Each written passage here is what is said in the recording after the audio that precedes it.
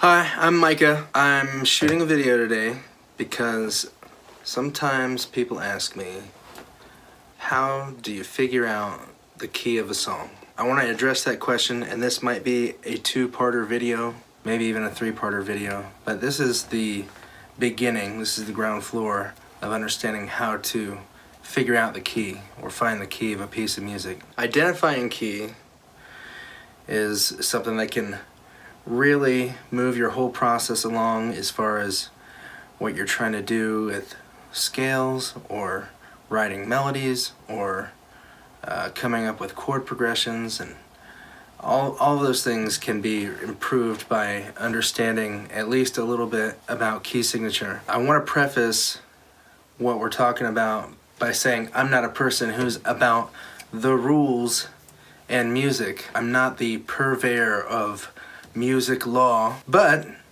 any of us would have to recognize that music is music because of patterns and themes. Understanding motifs in music is why somebody would go through the trouble of understanding key signature. And the other thing is that key can change inside one piece of music, and it can modulate. They call it modulation. So being aware that modulation can happen, you also have to be more liquid in the way that you think about key signature. Understanding key signature would be dependent upon a couple of things off the top of my head. It would be almost entirely stacked upon perception of the harmonic direction of a piece of music. So if you can't perceive the rise and fall and the lift and the lilt, if you can't perceive that stuff happening in music, it's going to be a lot more difficult. Becoming an active listener instead of a passive listener, that's something that I think is really important. Actively listening to what's going on harmonically. The second thing would be the perception of tension and resolution, and that's something that will really help in understanding the roles that some of the changes are serving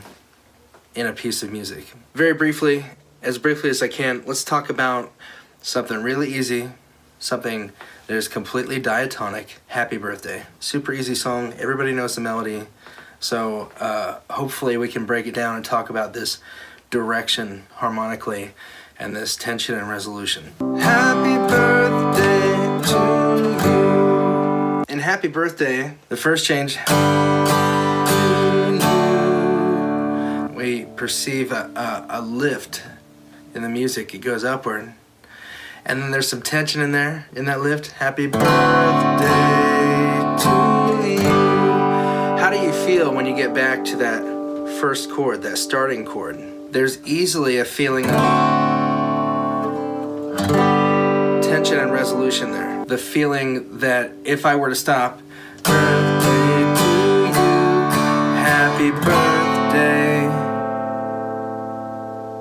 Can you imagine ending the song there? Don't you feel tense, like just listening to it stop and then it's over? That's tension in music, and it needs to return to the tonic chord, the one chord, the chord around which the melody and the direction of the music is going. It has to come back there. Happy birthday to... Can you imagine stopping there on the D chord, or the 5 chord, or the dominant chord, they call it?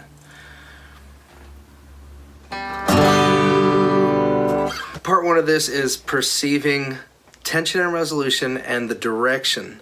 All of these chords that I'm playing come back to the tonic in this piece. Hopefully that'll help you out with part one of identifying the key.